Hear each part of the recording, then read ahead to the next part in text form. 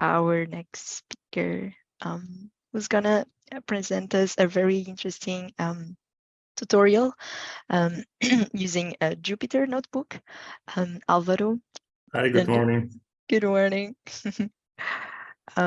So yeah, whenever you want, Alvaro, the floor is yours. So just a quick reminder to everyone, this can be a bit overwhelming, so try not to do it at the same time. And don't worry, you will be able to do it at your own pace later on. Okay. Okay, yeah, enjoy. It's interesting to think that, well, despite of these tutorials are designed for people that doesn't need to have previous knowledge, but if you want to have 100% of understanding of what is in the tutorial, maybe it's quite overwhelming and you need deep knowledge. But even if you don't have many knowledge about the Python environment, you can run the tutorials, you can run the examples, and you can learn a lot, I think. So this is, as always, is just start doing things, and in this path you learn a lot. Let me share my screen. It's okay? Yes, perfect. Okay, great. So I'm gonna jump here. Probably just Frederick explain how to reach to this web page where you can log into the Jupyter Hub. This log is done with your username and your password from Copernicus. And when you log here, you get this. You get this web page. So here we can have, or you can see there is two specific areas. This is the area where we are going to work. There is, in the left side, there is an area which is a file browser. You can see here there is your folder. This is your home folder. For me, it's the home folder for my user account, and I have few folders inside of the folder, but any user can have their own folders here and their own documents. Just you can make a right click here and create folders, create documents, etc. We will see later how does it work. And also we have here the bigger workspace. This is a workspace where we are going to spend most of time. And you can see this works in a viewer, in a web viewer. So well, you can enter here with any viewer, and for sure you can collapse the file browser just clicking on here.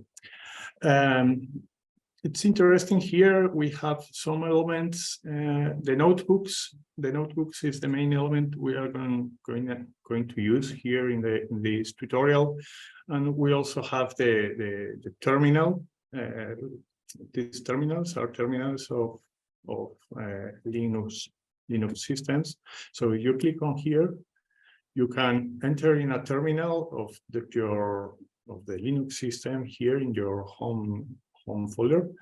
I don't know if the people knows much about Linux system. Just it's a system where you can work with commands. For example, if you write $, you get the list of directories, the list of folders you have in the directory where you are. So you can also move from one directory to another with CD. You can write CD to, for example, this old. So now I am in the old directory. So I can see different courses and different files I have stored here. To go back, you just can write cd space ... and you come back to your home folder. Well, this is a tool we are going to use to copy the training, the tutorial to our home folder, because it's really important for any user to keep in mind that first of all, we have to do to start working is to copy the tutorial, copy the tutorial to your home folder. If you don't have the tutorial copied here in your home folder, you won't be able to run the tutorial. You won't be able to include changes in the tutorial.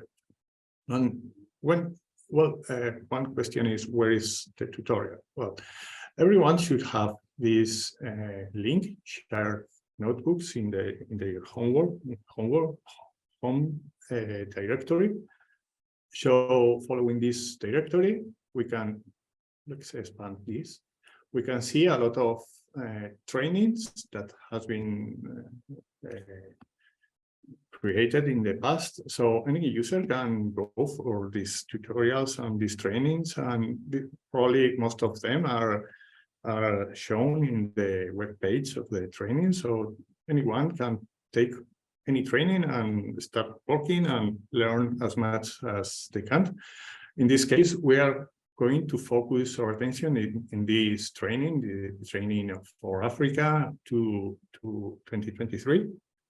So to copy this training to our home directory, the first thing we are going to do is this one. With right click, we have here the copy path. We can copy the path of the tutorial. We copy the path, and now in the command line we can write copy -r. It's important, this -r, and we can paste the path we have copied here. You can see it's very simple path, which is shared notebooks, training Africa 2023. Actually is this path, shared notebooks, training Africa 2023. And after this, we have to write where do we want to copy the tutorial. And so we can put just a dot. It's important to put this dot. If we don't put this little dot, this becomes in an error. These are the rules of Linux. If you don't put things in this place, in its place, you will get lots of errors. So we can put the dot. And well, this can take about 30 seconds, about 1 minute, not much. I think it won't be so much. So we come back here. Clicking in this folder, we come back to the home directory, and you can see, oh, it has finished. You can see here, we can continue. It's writing our commands. So this means that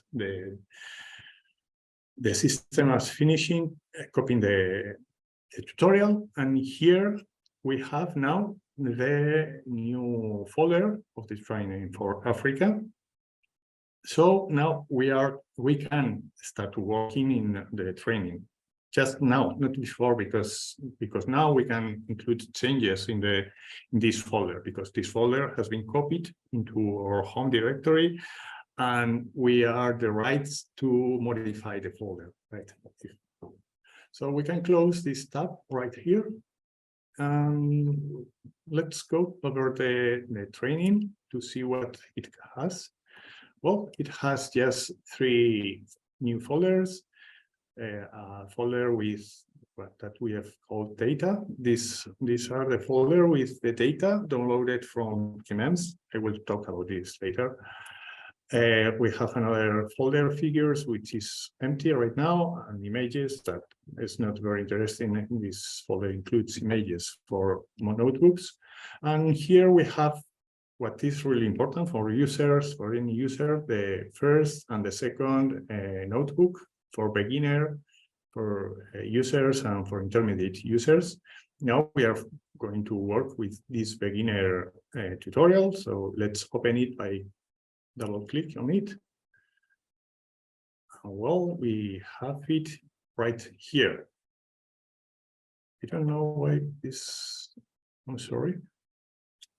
Image is not working. Ah, okay, sorry. Well, this is the beginning of oh, I'm going to collapse this. I think it's clear. Well, this is our notebook.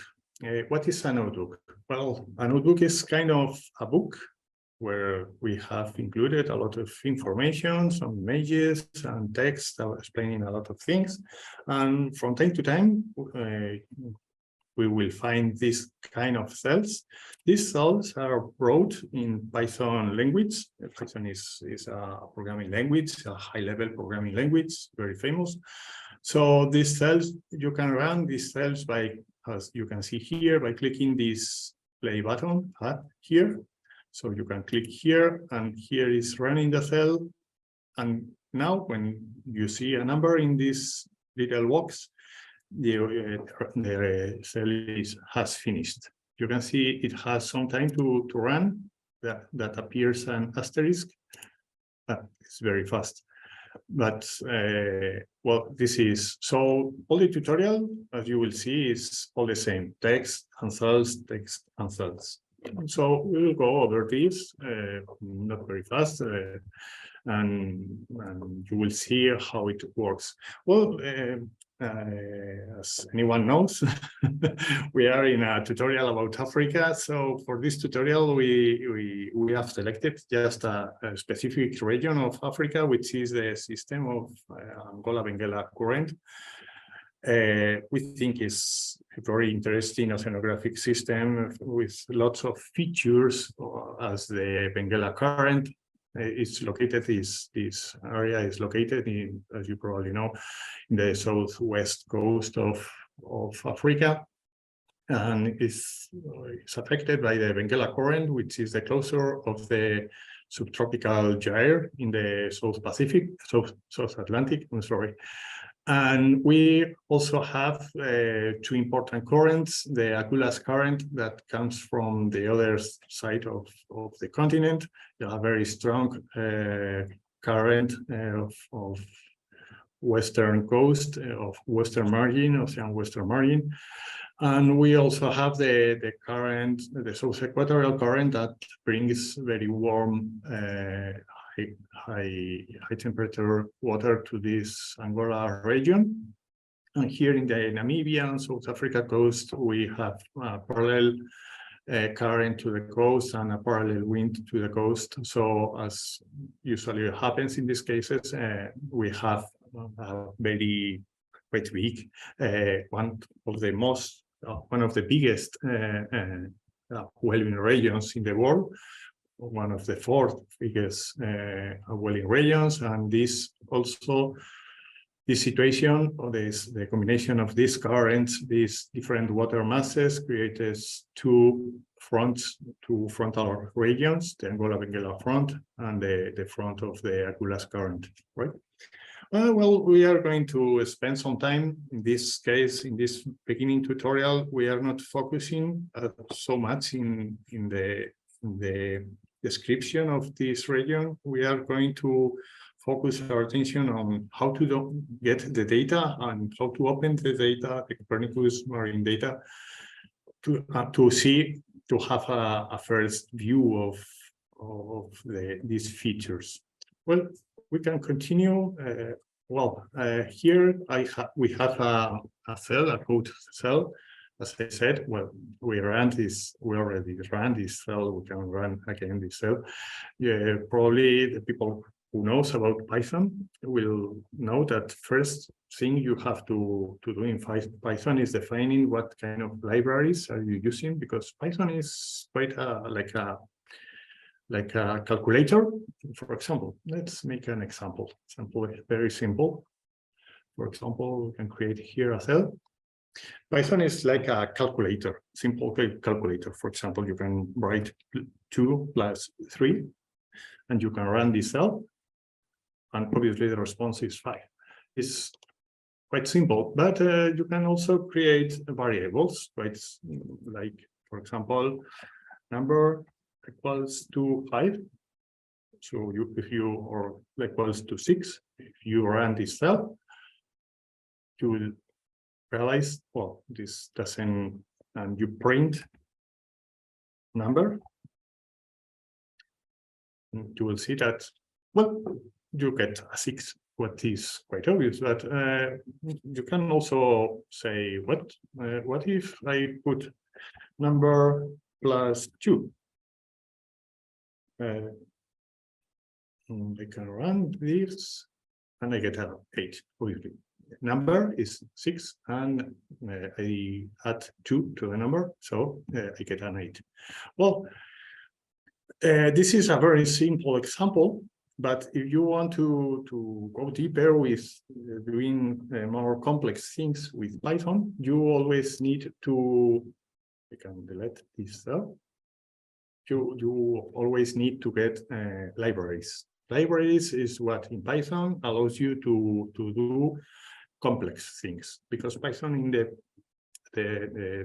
first layer of Python is quite simple. You have possibilities of do many things, but you cannot do so much things. So when you want to do complex things, you need to import libraries. Here, usually in Python, we write what libraries are you going to use in the first lines of your program. So here we have the list of libraries we are using. The first library is just to avoid the warning messages, so we will forget it. And we are using a library called NumPy, XRI, Matplotlib, and Cartopy. Well, here you have the links to the documentation of any library. For example, you can click here and you go directly to the library and to the documentation of the library, so you can get all the information, the deep information of each library. But I will tell you, as very short information, NumPy is a library devoted for scientific computation. So this library is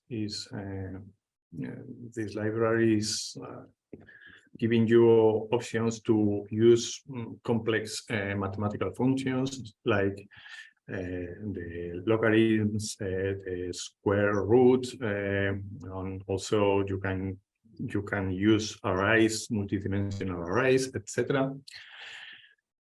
We are going to use also XRI, which is a library very related with NumPy, and we are going to use this library to open and manage the NetCDF book and the NetCDF files that are downloaded from Copernicus. And we are going to use Matplotlib and Cartopy. Matplotlib is a library for plotting, for any kind of plots. You can plot wherever you want, from a scatter plot, an histogram, or any kind of mathematical plot, scientific plot. And also Cartopy is an extension of Matplotlib library that is devoted to make plots projected over maps. So you will need some kind of geographical projection like Mercator or any other. So Cartopy is the library that allows you to this kind of works. As you can see, we are importing the library, and after the importing, we are using a surname, XMP, XR, MPL. So from now on, this is the name we are using to refer these libraries. So now on, when we write something like np dot wherever, we are referencing to a function that is included in this library, right? Well, after that, let's go. We have setting up the Python environment, and what we need now is some data to start working, right? So there is many ways. For example, Anais previously explained how to download data from Copernicus, and I think there was a question in the chat asking about how can I visualize the data once they are downloaded. So well, we are in that part. We are now, there is, for example, there is, in this example, we are going to focus on this Copernicus product, global analysis and forecast, physical. And this is the web page of the product, and you can see we have the window to explore the product in my ocean. Here you have the links, very important links of the user manual and the quality information document. These are the links for the high-level information of any product. There, these links in this document, you will get the very specific information of any product, how is it created, what kind of products are used, kind of models, observations, etc. And here you have a summary of the information of the data you can download from this product. For example, you can the ID, very important, is a numerical model, the spatial coverage, that is the world, spatial resolution. This is quite interesting for models because, as you probably know, the models has a specific mesh. So this is the resolution of the grid, the temporal coverage, the temporal resolution levels, and the variables you can access with this product. This is very interesting because here you can find the variables, or you can know if this product fits into your interest or into your requirements, right? So with these buttons, you can select the data you need, etc., and you can select the temporal extension you need, the depth, the window you want, or the product. And I explain it is these codes. You can see here hourly data, daily data, monthly data for currents, for salinity, for temperature, etc. Well, we are not going to spend much time in this now because we are assuming that you can download this data, and we have here in the Jupyter Hub, in your tutorial, you have the folder data where we have some files, some example files that you can use, that we can use for this example. So all downloaded from using this web page. So we encourage any user with this information, he can try to download these files, download this product with this data set. As you can see, we are downloading daily data sets for this window, for this in latitude and longitudes, for this depth, and also we are using just one level of depth. And well, we'll see later, we have downloaded a month of data, but any user can download a period of time that he likes, for example, for a few days, a week, 2 weeks, and he can follow this exercise without any problem. And well, here we have another code cell. You can see here what we have is two strings of characters that are assigned to a variable, temp fname and cur fname. This is just an association of the path of any of the data we are going to use in this example, and we are associating these names to these variables. So from now on, for example, we can run this cell, because as you can see, this cell is not run yet. Okay, and if we create a new cell here, if we print temp name and we run this cell, we get the name of the file and the path of the file we have under this variable, right? It's simple. Well, so we are going to continue. We have our data, we have the setup of Python, we can start work right now. Okay, so the first we have to do is opening our one dataset, for example. To do that, we use, as I said before, we use a library XRI. It's a library that, as I said before, we are contracting to XR. So we are using XR dot a function, the XRI, that is open that dataset. You can see here this sentence. When we are after opening that dataset, what the dataset do we have to open? So after that, we have to include the name of the file we want to open. This is the file name, the temperature file name. And well, this sentence just writes, let's run and we will see what do that sentence.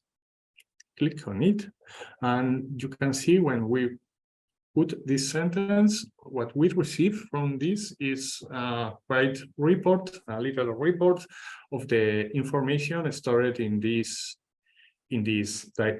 dataset. As you can see, the result of this sentence has been assigned to this variable. So now we can access the information of this file, accessing this through this variable. We can refer to this variable to get the data in this file, right?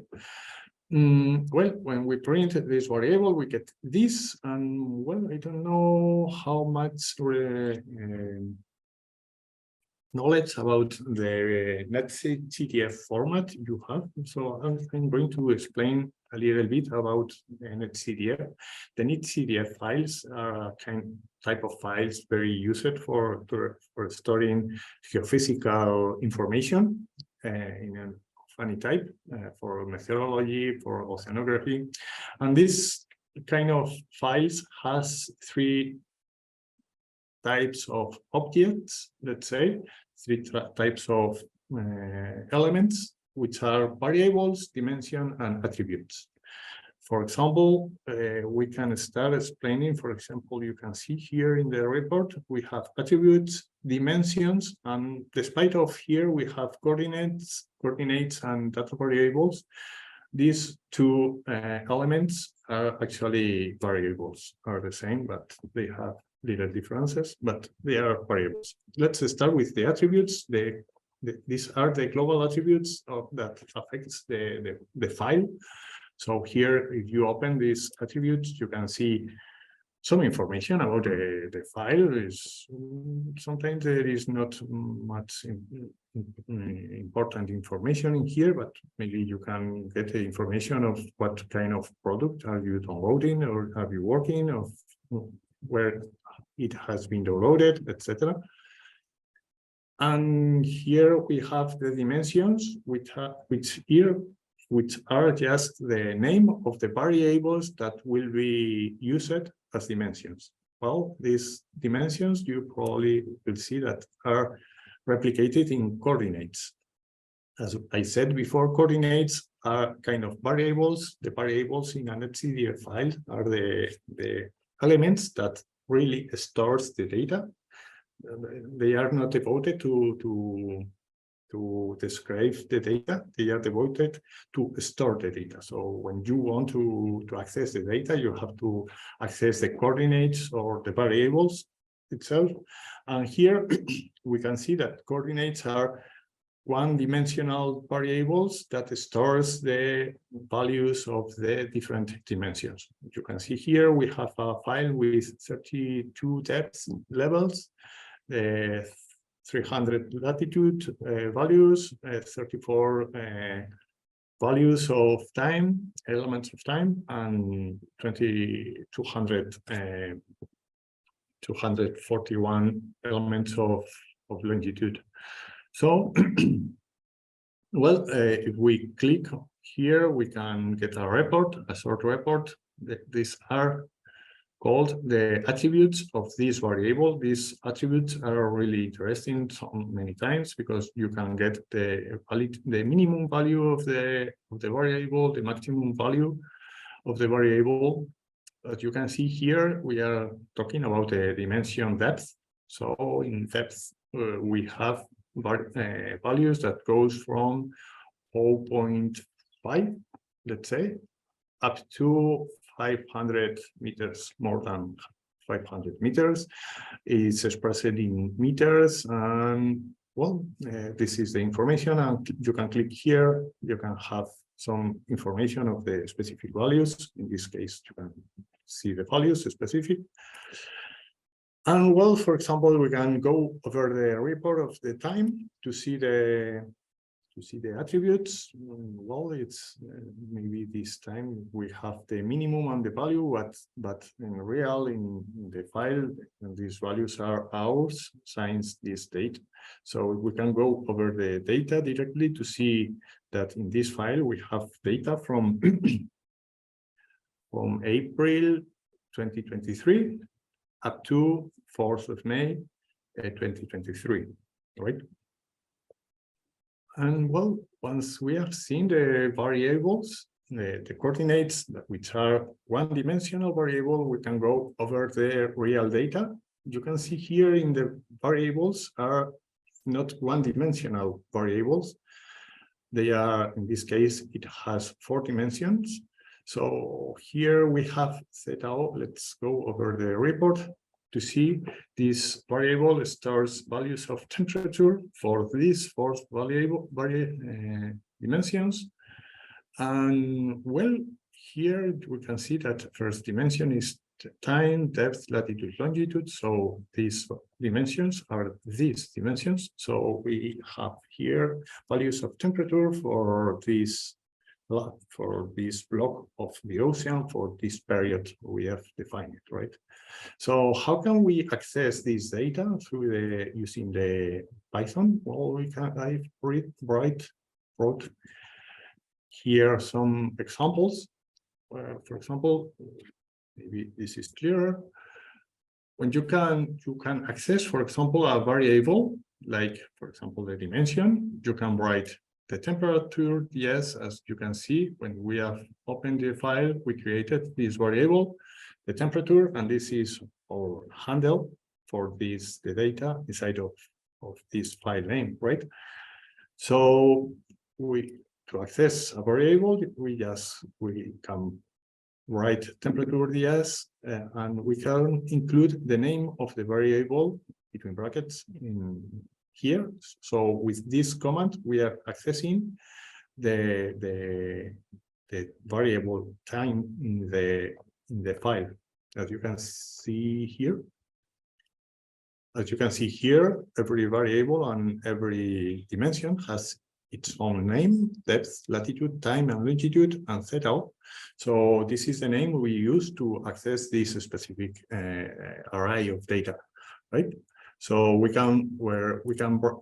write this command, we will get a display of this specific. I'm gonna comment this just a second. When we run this, we are getting a displaying of this variable inside the file. Well, we have the report of the time variable inside the file. For example, let's comment this. I didn't talk about this, or any line that starts with this symbol is a comment. So the system doesn't take it into account as an order or a comment. So you can comment any lines and see what is doing that line, or you can remove lines without removing them. So here we have another way to access the data. What if we want to access a list of attributes of one variable? What we can do is, for example, here we have the name of the dataset, the dataset, the name of the variable, and after that we can write a dot attributes, right? So if we run this, with this we are getting the list of attributes of this variable latitude, right? valid mean, valid max, etc. Let's comment this again. Let's comment this. And well, this example is actually two examples together, this one and this one. And what if I want to print a specific attribute? I've seen that there is many attributes here for any variable, but what if I want to print, for example, just the valid max? Well, so for global attributes, we can access the file with its name, with its handle. And well, since we are not accessing any variable, a specific variable, we can skip the definition of the variable, and after that we can put attributes with the name of the attribute we want to print. Or for the case of variables attributes, we do almost the same, but we have to define the name of the variable we want to print, right? So if I run this, well, we can get for the global attribute of temperature, yes, of title, this is the title, you can see. And here, for example, if we want to access what are the units of temperature in the file, well, we can write this, and we will get this information, right? So with this, we are able to access the data, and we are able to navigate through the data. But well, now we have some knowledge and we are some power over the data. It's time to start plotting things, right? Which are actually the most interesting thing, probably. Well, let's start with an example of how to plot maps of temperature. For example, first thing you will see in this tutorial that we are going to do for any kind of plots, we are going to use two steps. Let's say they are two steps. The first step is a step where we are selecting the specific data we want to use. And the second step is a step where we are plotting the map or the figure, right? So why do we do this? Let's imagine we have here, we have a file with a 4-dimensional array. How can we plot a map from a 4-dimensional array?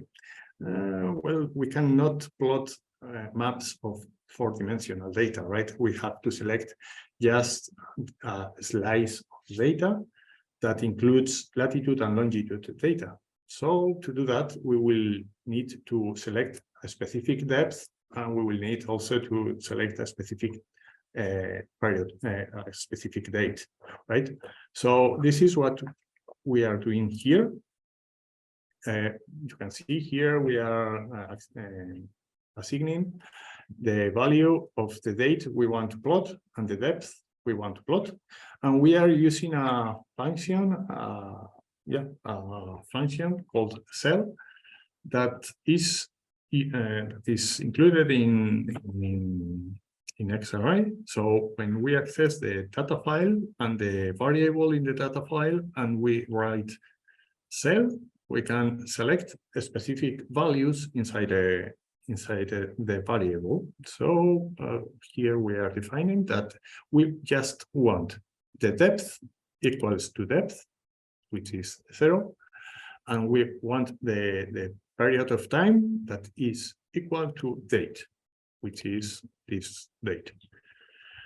And well, we are using the method nearest. That means that we are looking for the closest period to these requirements.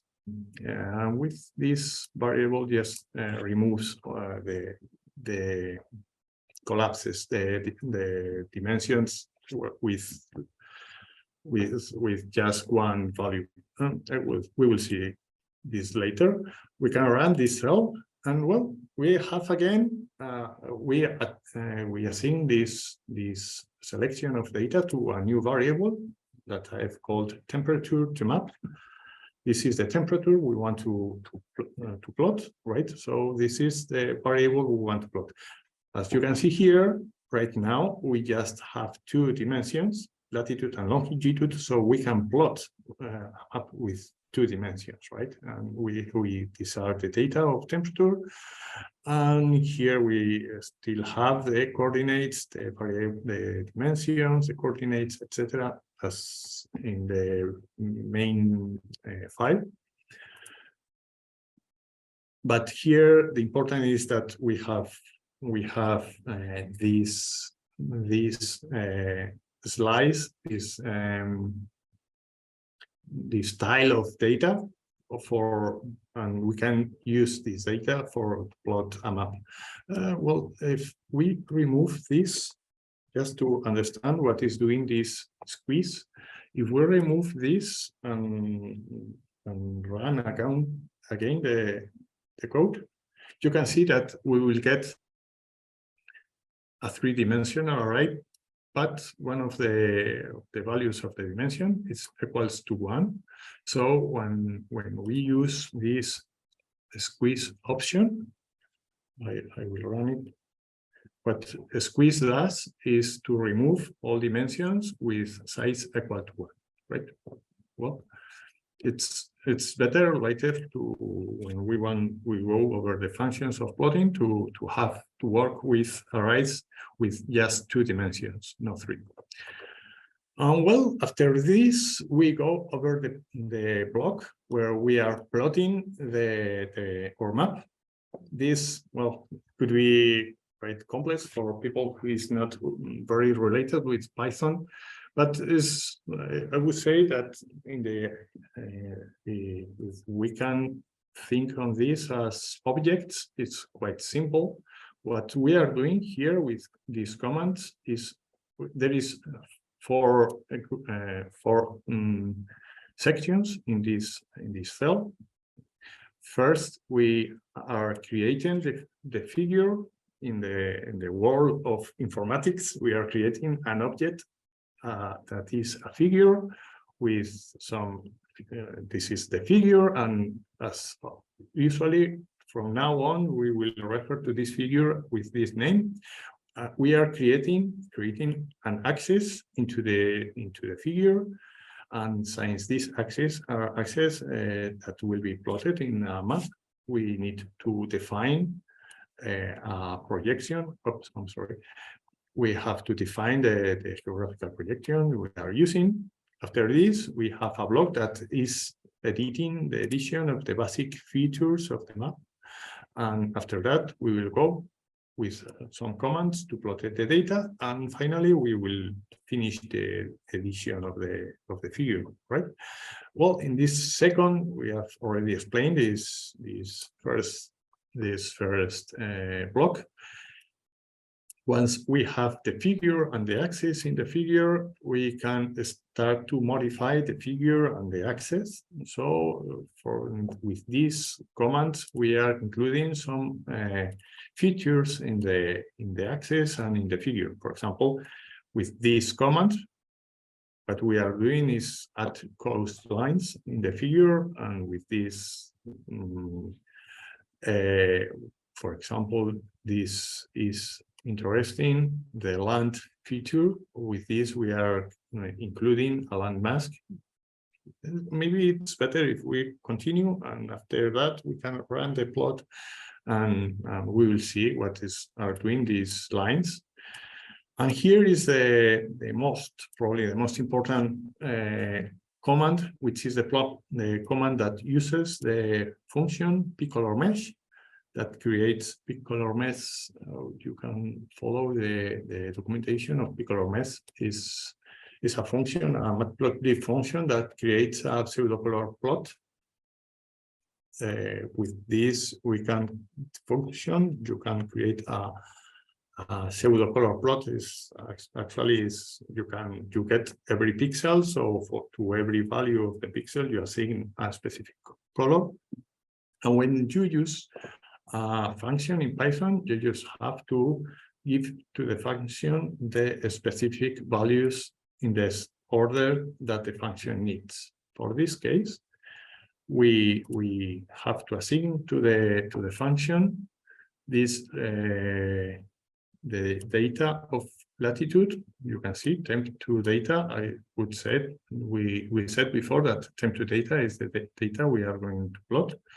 We are accessing the specific values of longitude in the temp to data to map, sorry, and we are with this we are accessing the specific values of latitude in our array, and we are with this we are accessing the values of temperature, the specific values, right?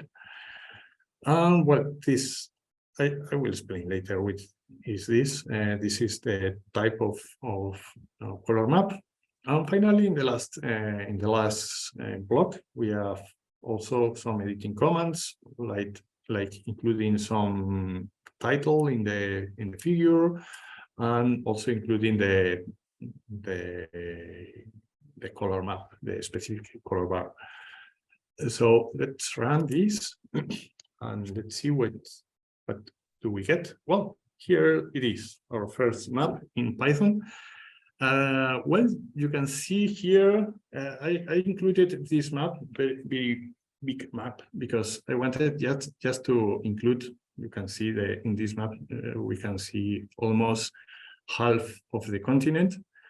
And this region is the region where we have data, right? I did this in this way because I wanted to give some framework information for people. Maybe there is people that is listening, not very related with the region we are working on.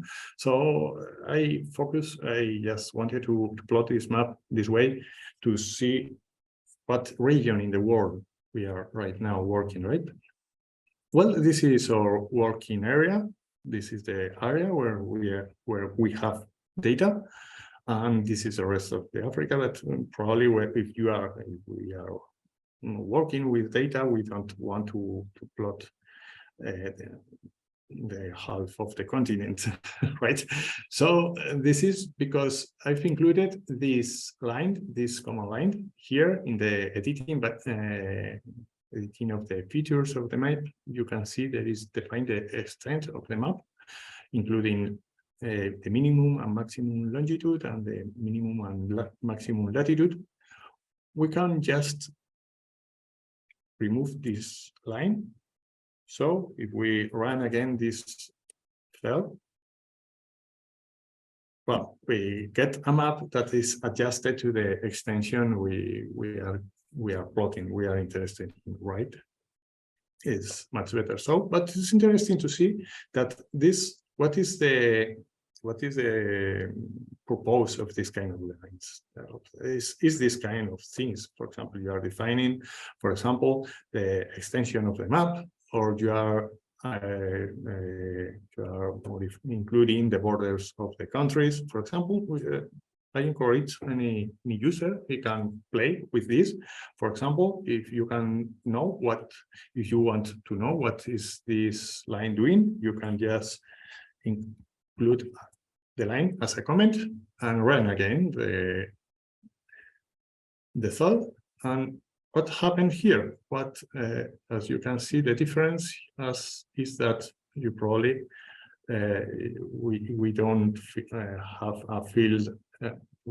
We haven't filled the continent, so we have a white continent.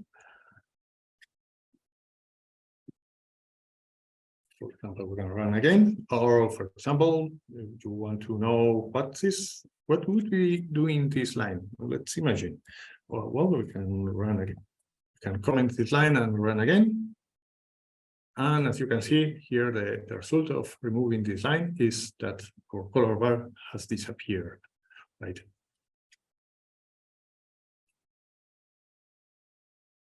Here, after the plotting of the map, I've included some exercises for the users.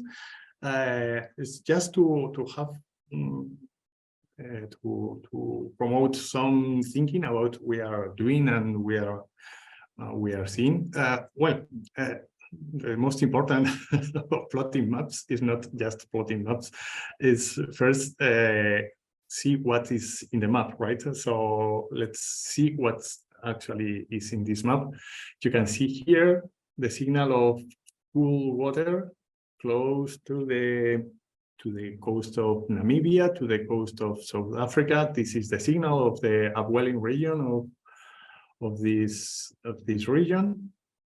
And here in temperature, we also have a river, a clear river of temperature that is related with the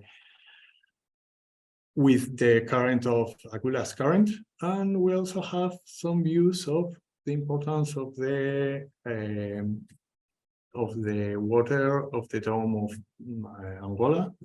As you can see, there is very hot water in this region, so there is a frontal region right here, and also a frontal region that appears in this line. Well, coming back to the exercises, yeah, I propose to the user, you can try to do it, and I think they are not very difficult, so I encourage anyone to do it.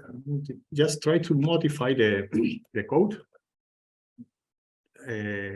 modify the long limits of the plot to create a map focused in a specific region. Well, this is something that we have already explained it, because you have this line, so you have to uncomment this line and use these parameters to focus your attention in any place of the map you think you could be interesting.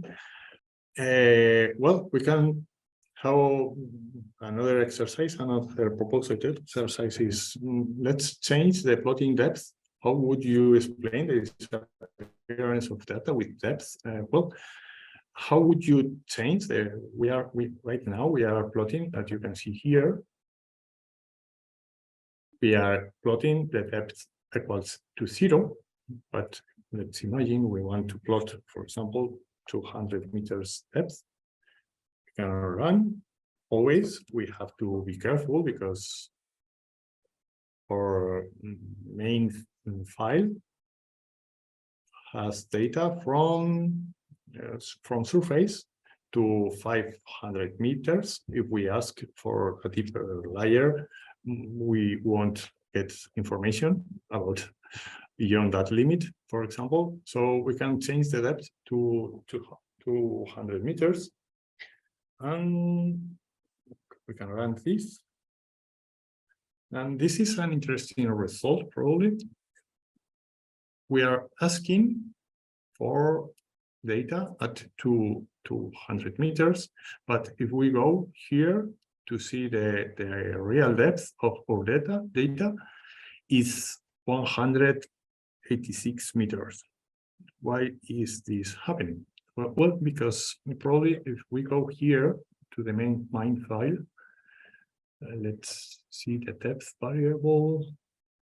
This is quite difficult to see here, but here is the value of 186 meters, and the next value of depth is 222, right? So since we are using here the nearest method, the system is looking for the value of depth closer to this requested value.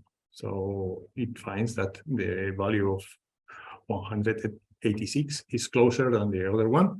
So for that reason, we are getting this information. This has a little bit dangerous, because it's quite nice. You won't get any error with this nearest method, but let's imagine we are looking for a value of depth. This is too much, but let's imagine we ask for a value of depth of 2000 meters, and we run the solve. Well, there is no error at all, so it works fine. But despite you probably are thinking that you are working with that data of 2000 meters depth, you actually are working with data at 500 meters, because this is the closer value in your data set, right? So let's imagine we want to use 200 meters, and once we have defined it and we have selected our data to 200 meters, we can run again our code here, and this is what we get. This is the values of temperature at 200 meters, right? You can see here there is a question that something that rises is that there is a lot of values here that doesn't appear, are missing, and well, why are they missing? This is clearly because we are in a deeper layer, so the coastline doesn't apply in this depth. So the bathymetry is more like this than the coastline at 0 meters depth, right? And finally, I propose to modify the color scale of the map using other color scales from this documentation. Here you can see the color scales. There are lots of different color scales. You can select any color scales you want for your plots. We are using this one yet, which is quite common to use this. But well, we could use, for example, another one like let's imagine we want to use this. Since we are using temperature, we could use this one. So we can use hot color scale. So we can change here and CMAP instead of putting CMAP.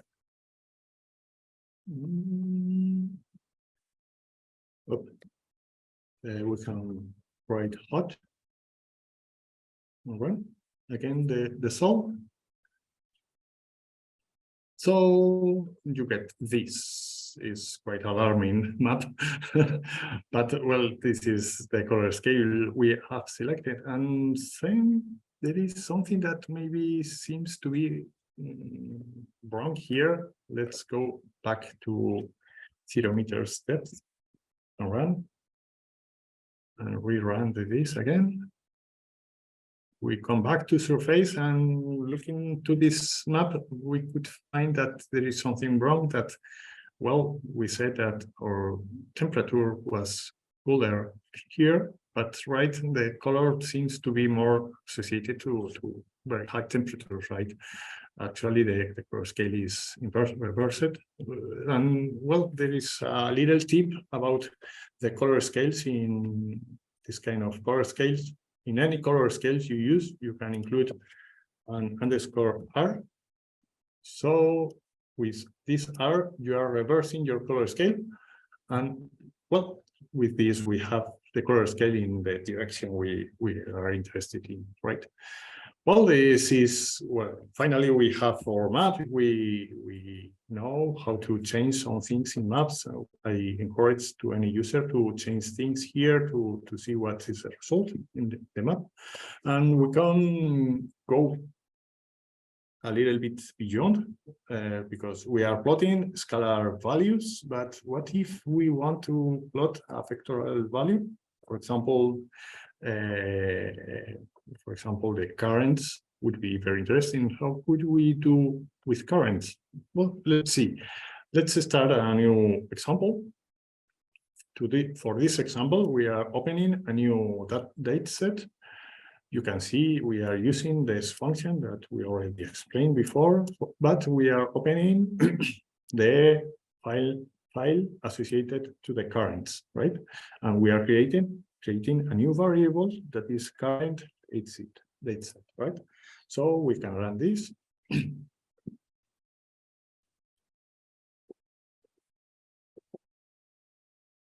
And again, we get the report of the data we have. And as you can see here, we have a report that is almost the same than before. We have dimensions, attributes, and variables. In coordinates, we have one-dimensional variables, which are actually the dimensions.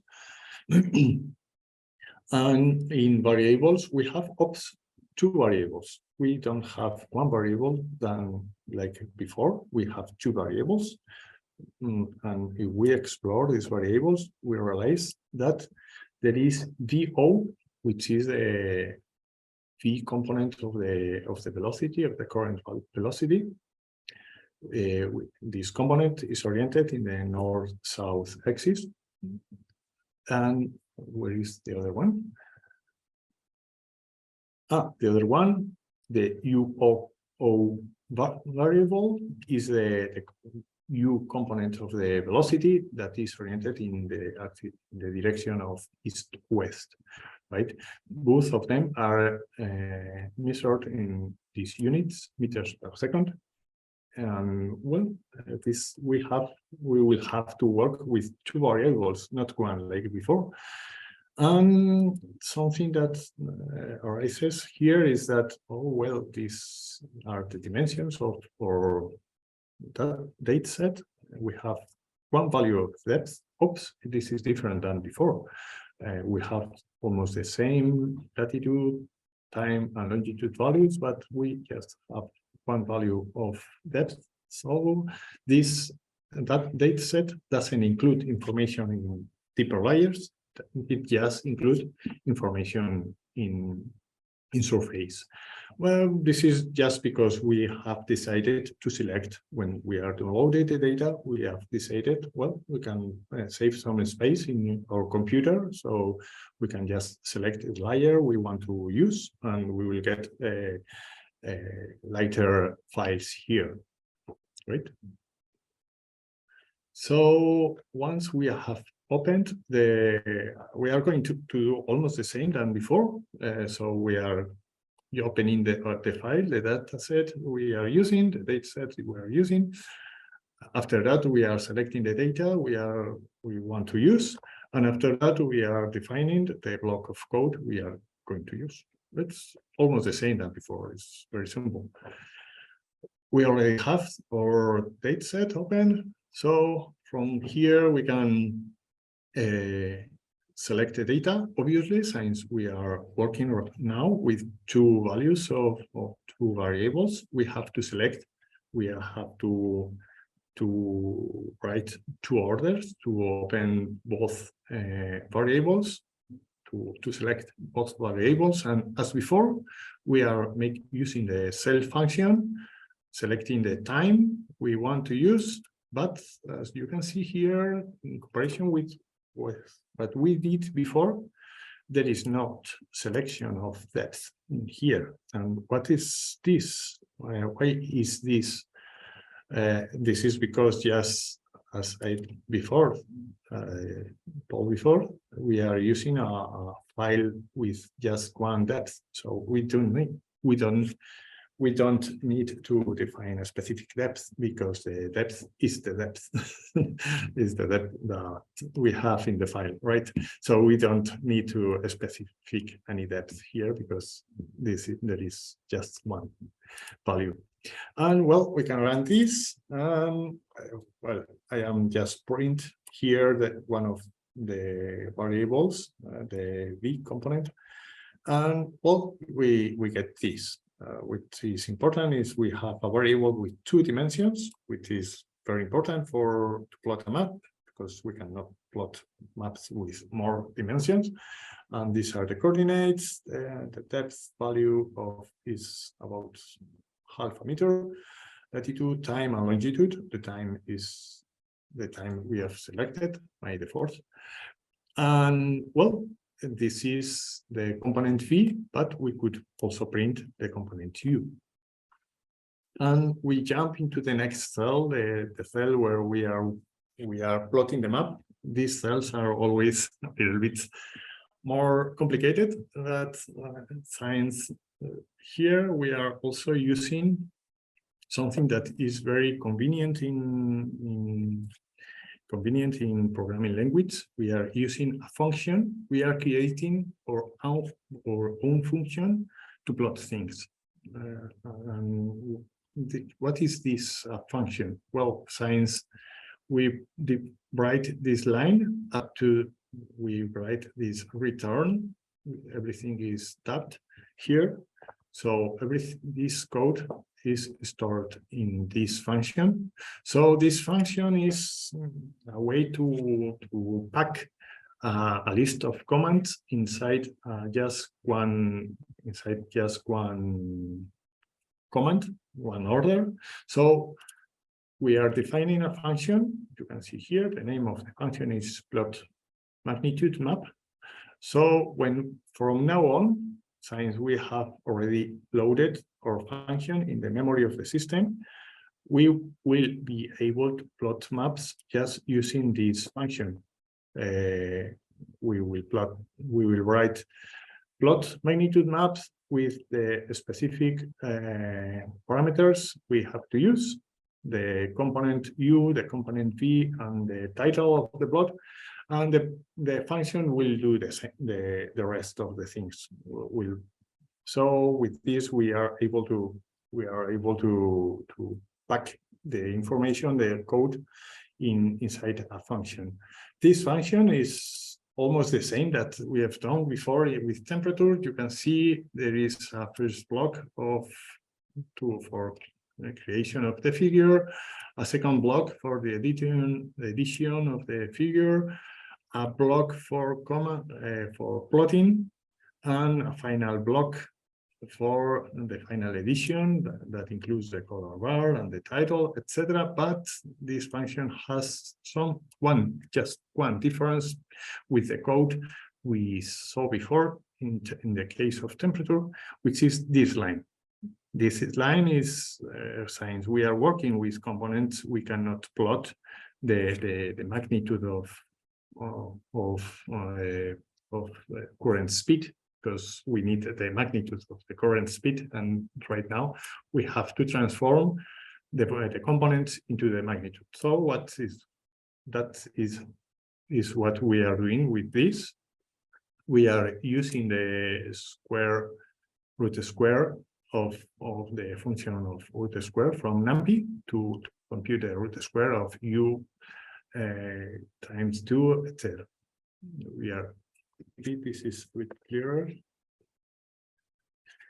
With this formula, we are computing the magnitude, and we are not plotting the components. We have to plot the speed, right? So we use the longitude of the speed, the latitude of the speed, etc. Right? We use this color map. As you will see, it's not like the previous one, but at the end, well, we get this. We get a map of the current speed in meters per second. You can see here we have a map of the Agulhas current, where the Agulhas current is really, really clear. And also we have an interesting current here, but this is not actually what we wanted from the beginning. In the beginning, we wanted a map of vectors, not a map of an scalar. This is not a vector, right? So let's imagine how can we change this function. We have defined this function, which is nice to plot the speed. Let's imagine how can we change this function to include in this map also the vectors, right? So this is what we have doing in this cell. As you can see here, again, we define a new function, which is plot vector map. This function is almost the same than the previous one, with the figure creation, the addition of the figure, some commands to plot the data, and in these commands to plot the data, we have plotting the magnitude as with the calculation of speed, like before, right? But after this, in this block of the commands to plot the data, we are including these commands to plot the vectors. This is to do that, we are using the Quiver function from Matplotlib. Here you should have the link for the documentation of Quiver. The Quiver is just a function devoted to plot vectors in maps in any plot. So the parameters you have to give it to Quiver is the values of the position of vectors and also the values of the components of the vectors, right? So that's what we are doing here. We are passing to the Quiver function first the position in the u direction, the latitude, the position in longitude, and also the components v and u, right? And what are doing these commands here? What is its purpose? Well, this is a little bit difficult to explain right now. So we will skip this by now, and we will explain later when we see the result of this map. Well, the final block is just to add the titles and the legend of the map. So we can run this. Sorry to interrupt you, Alvaro, just to let you know that it's now 1 hour in. You are already for an hour in. Okay. Just keep track of that. Thank you. Okay, I'm sorry. With this, we are plotting this map of vectors with the current, the Agulhas current is very clear, and it's showing the direction of the vectors, and with colors we are showing also the speed of the current. And also it's interesting to see what is the purpose of this skip parameter. With these variables, with this selection of data, we are selecting some data inside the data. You can see this variable skip is included as a parameter in the function, and this skip is this value actually 5. Let's imagine that we do not skip values in our map when we run the cell. We would obtain this, which is quite messy because obviously there is a lot of vectors plot here because the resolution of the product is very, very high. So we will get this mesh that is not very helpful at all. So to plot this, we should find an equilibrium between how many vectors we can skip, because, for example, if we plot 25, we skip 25 elements, we are plotting every 25 elements, we obtain this, which is actually also not very convenient because they are very few vectors. It's better to find an equilibrium between too much and too many. And for example, 5 is, I think, is quite nice, right? Well, there is a final example, which is animate maps. This example, I think, is not very, it's interesting, obviously, but it is just to make an animation of different maps of velocity. You can run the example very fast. We are doing exactly the same than before. You can see, we are selecting the data for a period of time. We are making a plot, a loop to make many plots. You can see we are using the function we defined before, so we can run this, and this is creating some figures here in the figures directory. There should be appear here. Why is there is a way to refresh this?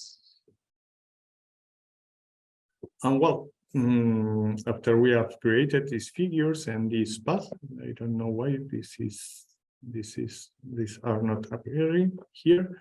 We use some Pythonic functions, not very related with Copernicus Marine, to make a GIF animation. So we can run this, and we get this is a animation for a period of time, right? Well, this is the finishing of the course. Well, this is the final exercise. I think it's quite difficult for beginners.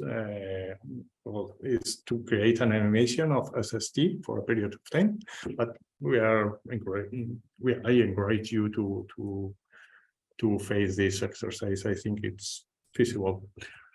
And this is the conclusion, right? You had Great. Screen, I think. Yes. Well, this is the tutorial we ran before. I'll try to go a little bit faster. So now we are going to close this tutorial, and we are going to start with the next one. This is the intermediate tutorial. Here, this tutorial is devoted to give to the users some tools to manage for management that could be applied for fisheries, for example, or for coastal management. So in this tutorial, we are going to focus in the analysis of surface temperature, and this is done focused in the analysis of the upwelling system. So we are going to provide an analysis of the upwelling system oriented a little bit to find regions where the upwelling are more active. So it could be helpful for fisheries, so they can find. Let's see later. And we are going to see the waves of the region. We are going to provide an analysis of the waves.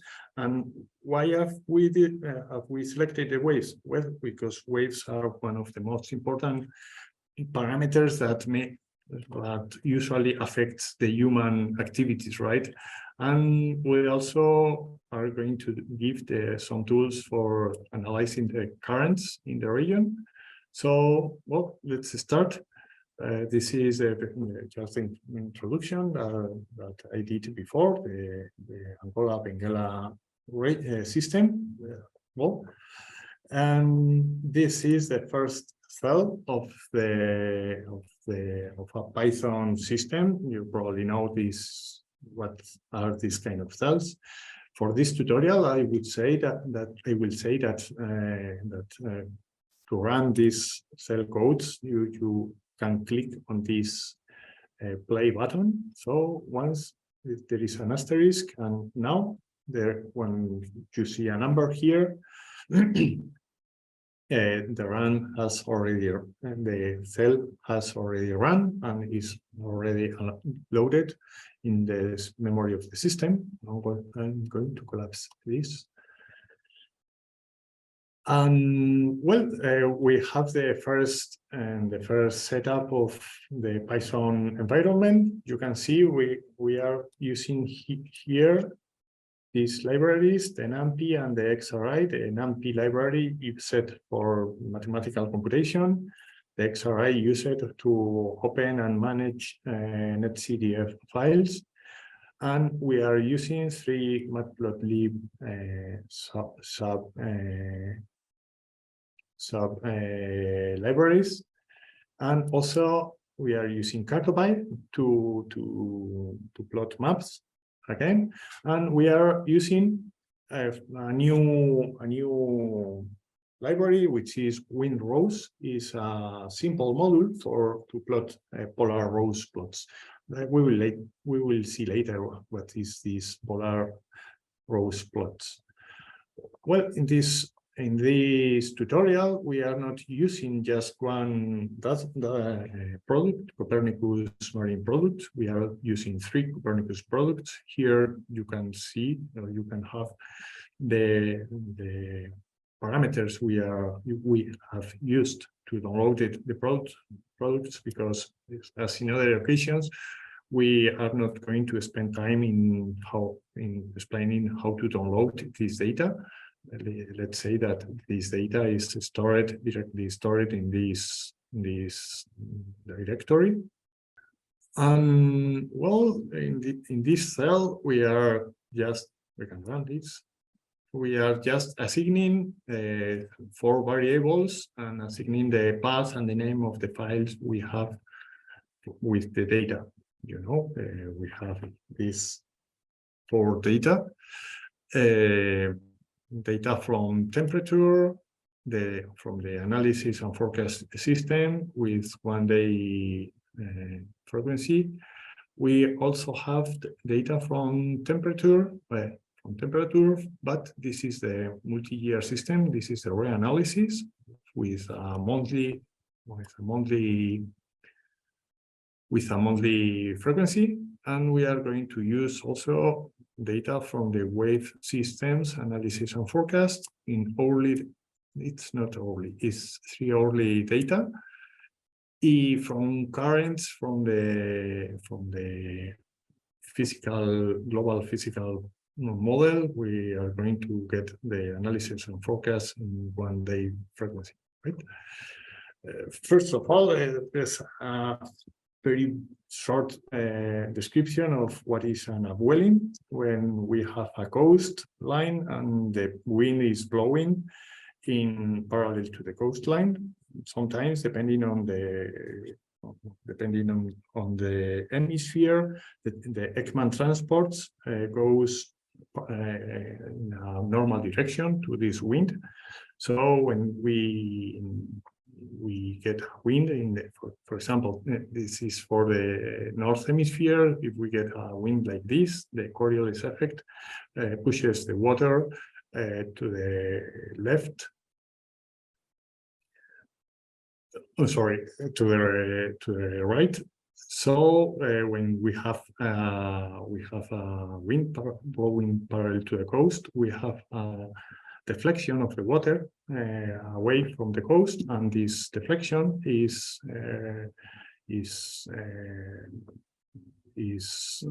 followed by upwelling of deep water that comes from deeper layers. That comes from deeper layers. It is cold water with a lot of nutrients, rich in nutrients, etc. So here we are going to give some tools to analyze the temperature field for oriented to managing of fisheries. As before, we are going to start opening that data set. For example, this one, the temperature file, and we can run this. We have, as before, an HCDF file. In the previous tutorial, I explained it. What is an HCDF? How I explained it also. The elements we can find in the HCDF, and we can make as first approach. We can make a plot of temperature, surface temperature. To do that, we can select a slice of the data as just the same than in the previous example. And once we have selected a slice with values of latitude and longitude, but just 2 dimensions, we can plot the data using a function very similar than the function we used before in the previous example.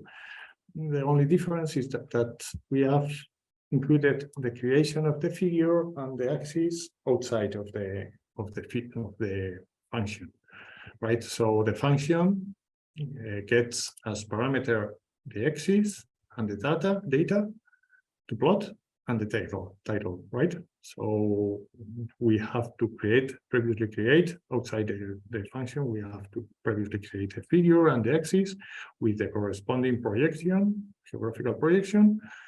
And we use the plot map function to create the map, right? We can go with this, we can run this all. Well, this is what we get, an image of temperature like we did before, actually. It's very nice figure, but well, maybe sometimes it's not enough if we are interested in well, how much intense is the upwelling in some specific region? Well, we don't know. We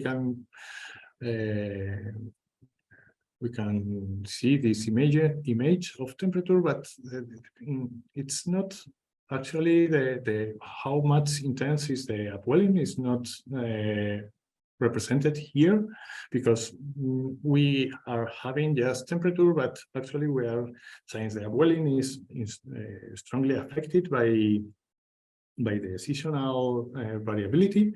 We don't know. Maybe we could say, well, here in 25 degrees latitude, we have areas with very cold water, but let's say, so we can as other view of the upwelling, we can also plot sections of temperature. To do that, we have to make a new selection of data. This is something that we have not done before. Here you can see we are selecting a range of values of longitude.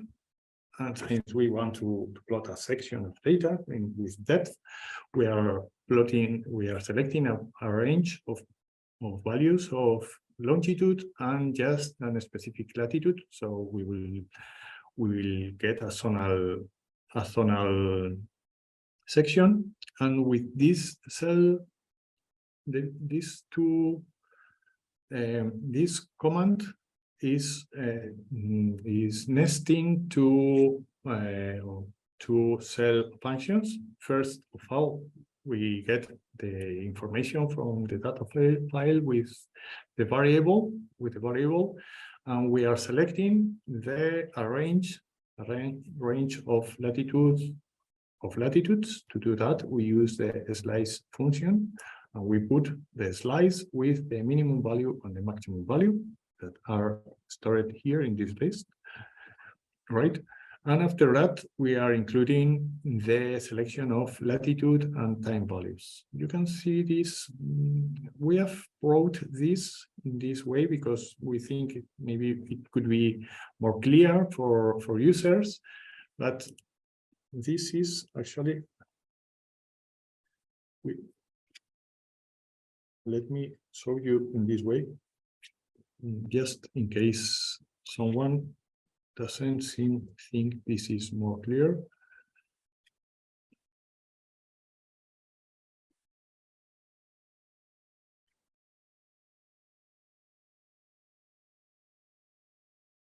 Well, these two functions, these two lines are exactly the same.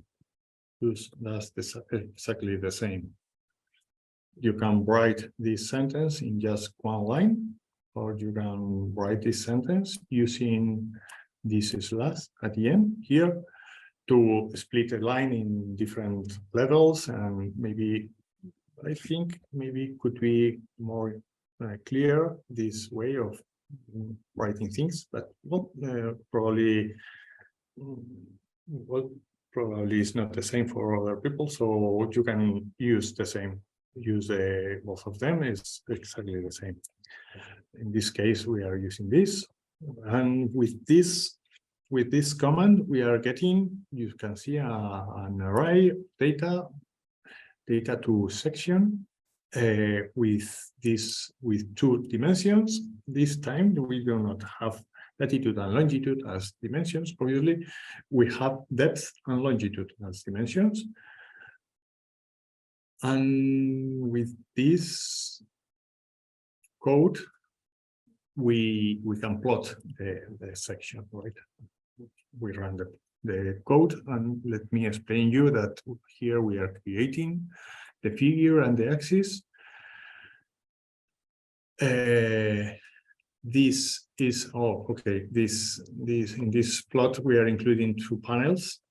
The left panel, it's including just a plot of the surface temperature, a map of the surface temperature. So to do that, we are using this plot map function that was defined just before. This is the great power of functions, that once they are defined here, we do not need to write any code here. We can just plot map with the axis that have been previously defined and use the data and the title, and we get our plot map. And over the plot map, we include this little plot, which is this red line, the dotted line, a red line to show where are the latitude we are selecting.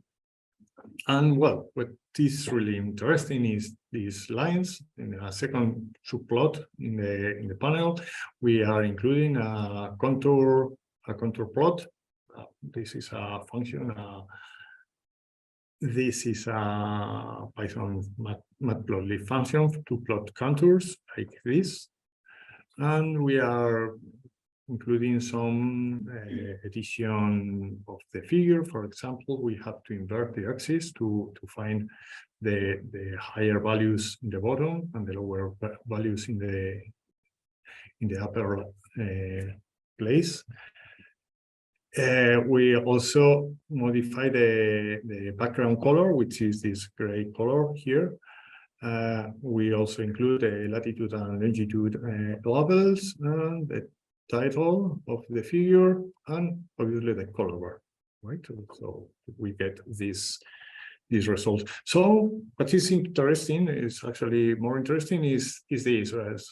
Well, what are we seeing here? Well, here we are seeing the section of temperature along this line, right? So, well, we get, you can see that there is the isothermal lines. And when we go closer to the coast, the isothermal lines are curved to the surface. So this is the actual effect of the upwelling. The water is moving towards the inner ocean. So the deeper water is upwelling from the bottom and going to the surface. So that's the reason, because of this is the reason of the decreasing of temperature in the coast, right? Well, this is interesting, very interesting information, and we could run again this code, changing the latitude and the longitudes to analyze the upwelling. But from our point of view, we are still not. We can do it here, 25.5. We can run in the, as we said before, in the 25 degrees latitude. We can run here. One second. Oh, we get this information of the curvature of the isothermals. So you can see that the effect of the upwelling also reaches quite depth, up to 400 meters depth. But this information doesn't give us information about how intense is the upwelling in terms of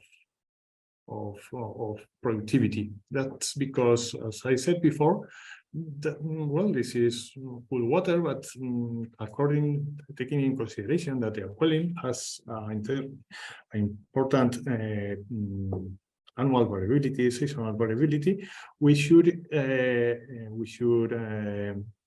take this in consideration, so we can consider how intense is the upwelling just in terms of taking in consideration the seasonal variability of the upwelling.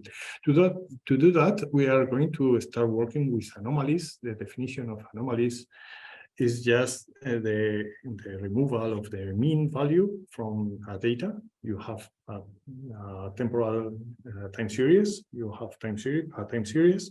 So in the moment you get this time series and you remove from your series the mean of the series, you transform your time series in a time series of positive and negative values that goes around your mean. That indeed that moment your mean is 0.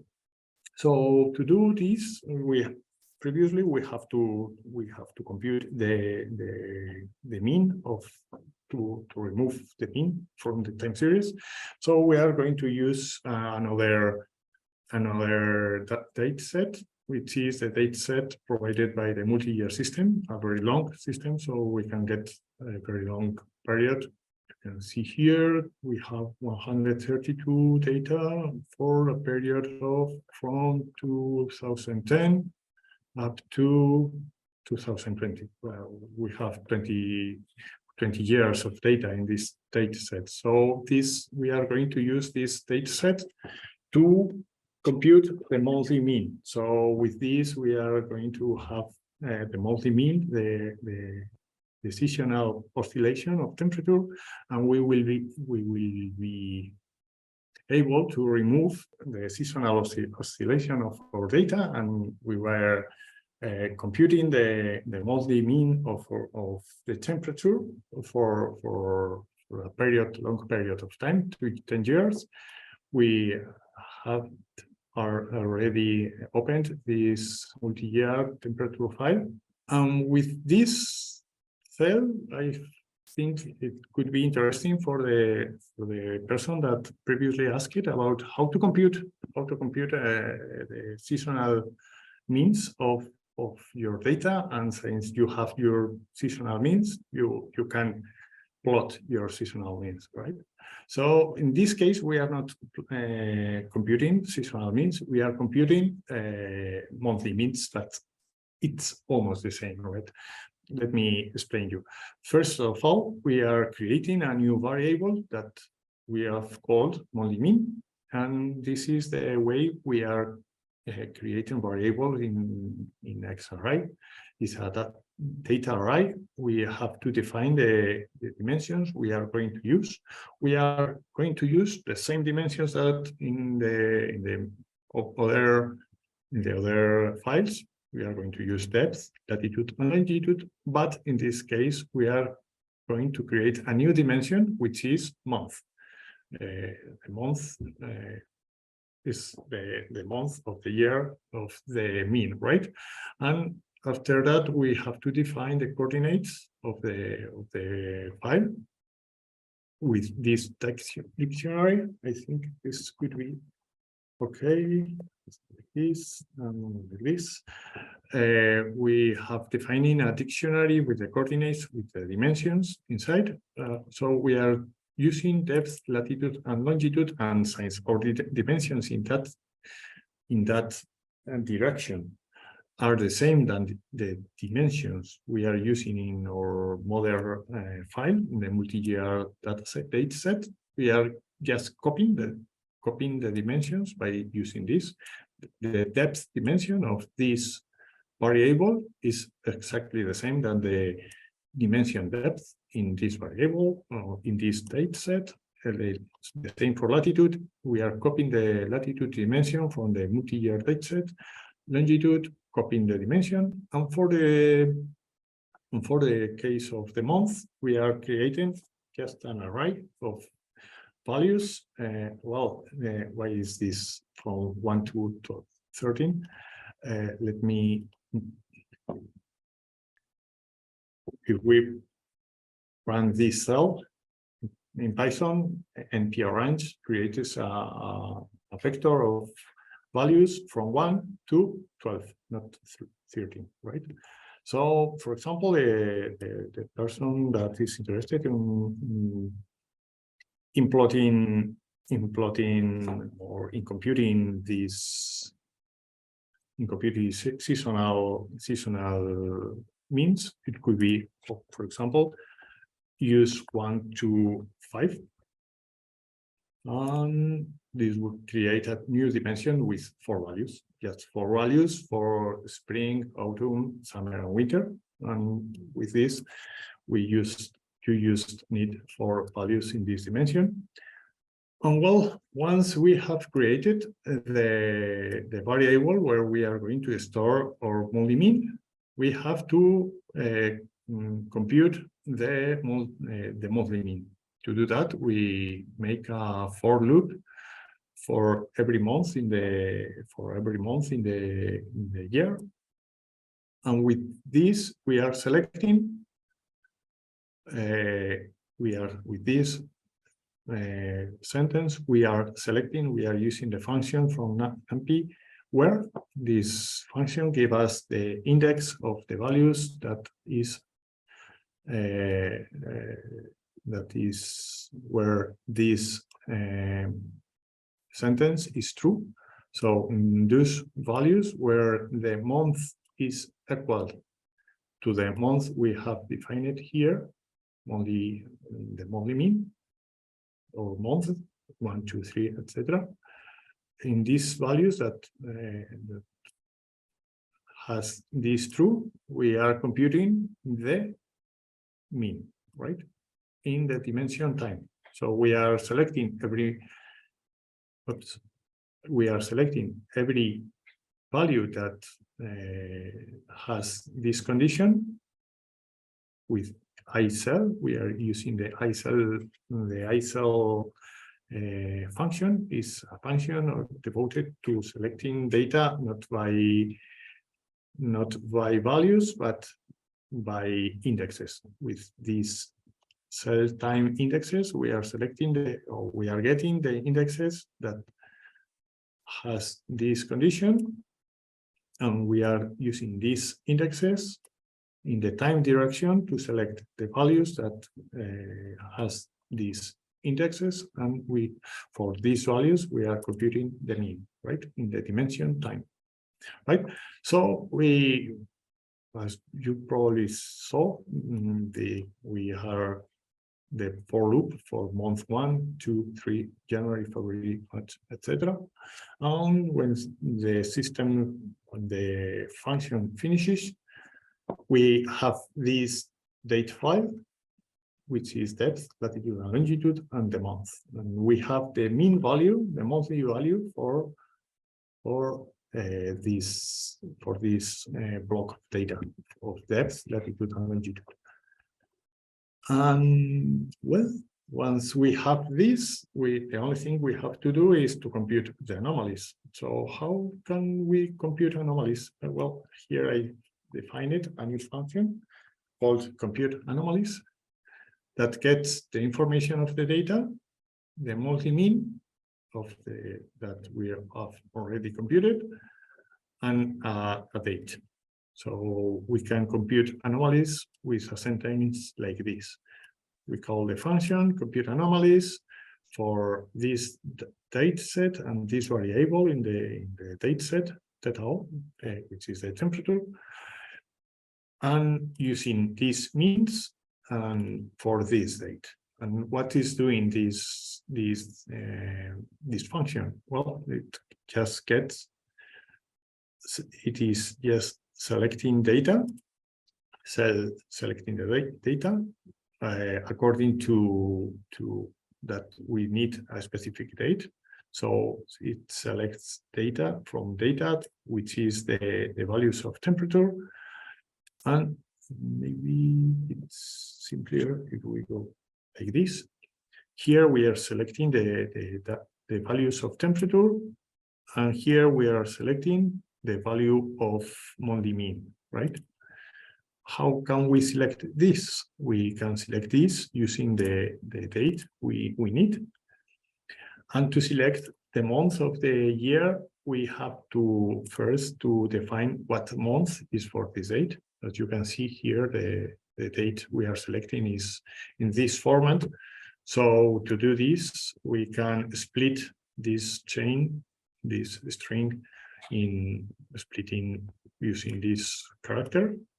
So the first word of this splitting will be the month of the year, and we will read this value as an integer. So with this information, we can select the month of the year we are working on. And to compute anomalies, it's, as I said before, quite simple actually. It's the value of the data, the temperature in this case, and the value of the mean, the monthly mean in that case. So with this, we are removing the mean of the month of this year. With this, we are removing the variability of the seasonal variability of data, right? So since we are computing the anomaly. Sorry, Alvaro. Yeah. Maybe a few more minutes, like 5 minutes. Would that be okay for you? Well, yeah, give some time for the next one. I think I can. Okay, I will skip the part of the current that is very similar, but well, we'll go with this. Just finish this section. Would it be maybe possible to finish this section and maybe we pass it on to Stefania soon? Okay, yeah. No problem. Okay, thank you very much.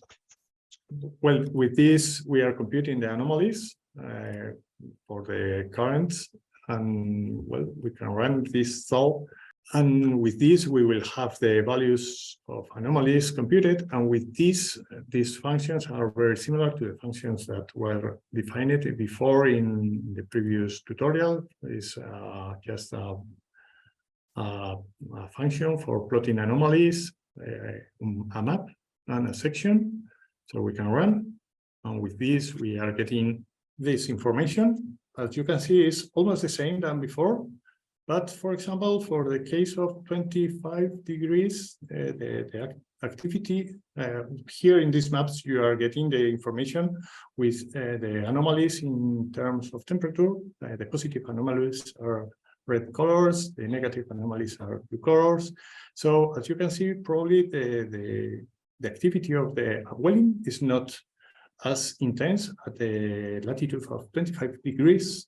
Is probably more intense in this latitude, as you can see here. And here you can see the tips where you can have the more activity of the upwelling, and you can see also if these depths correspond to the depths, well, the photic depths, let's say, the depths where the primary production can be developed. For example, I will run this very fast on 27 degrees, for example. 27 degrees. Let's imagine. For example, here you can see that we are getting a cell where the upwelling is more intense. This period of time is, you can see clearly, and you can see this cell. So probably the fisheries in this region, the specific surface and these specific depths are higher than, will be higher in this period for this period, right? Well, we are going to jump very fast to the analysis of waves. Waves are also another parameter that highly affects the human activities, right? So I wanted to give you some tools to analyze the waves. For this, we are opening a new waves file, a new data set. And what we are going to do in here is plotting a map of the mean direction of waves. You can see here we have a function called vector map, which is almost the same function we defined in the previous tutorial. This takes some time, usually. With this, as before, we can get very interesting information, but well, having the information of the mean wave direction and wave intensity, maybe it's not very useful because the waves have a very high variability. So this is taking too much. Oh, here it is. But well, it could be interesting. But so one thing that we can do is put in a wave rows diagram. That is a diagram that, let me show you how is it, and it will be easier and faster to explain you how can be understood this kind of diagram. In this kind of diagrams, we are plotting an histogram of data, but we are representing this histogram in a polar axis. So this is what we get. The rows diagram is defined in a specific latitude and longitude point. And here in colors, we have different ranges of, in this case, a significant wave height. So here we have the histogram projected in polar axis. So we have the frequency, the size of these boxes indicate the frequency of these values. So with this, you can get a lot of information of how the waves field is the behavior of the wave field and the statistics, the variability, and also the intensities, right? This kind of analysis is very useful for many applications, and also it's also interesting because you can apply this analysis also for any vectorial variable. For example, in the case of currents, here we have another data file of currents that we can open, and we can also run the same code for this case, for the case of currents, and we can plot not the wave rows, but the current rows, right? It takes some time. Well, we can, for example, here for the Agulhas current, we can get this very obviously there is not many directions because we are selected a point like here, and we have very intense values in climatic approach. And finally, I wanted to show you the combined analysis of currents, waves, and temperature. We can make a combined analysis. So with this kind of tools, we are able to analyze a field, not from just one point of view of the temperature or of the waves.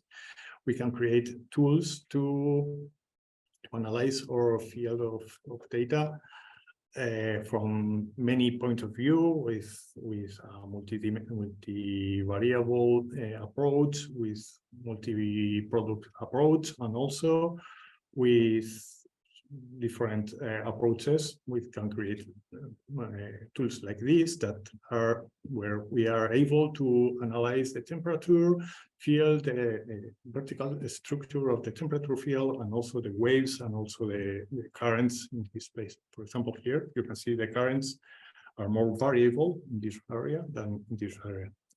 And well, this is a tutorial. I hope it's interesting for you, and these tools could be interesting for your workflow every day.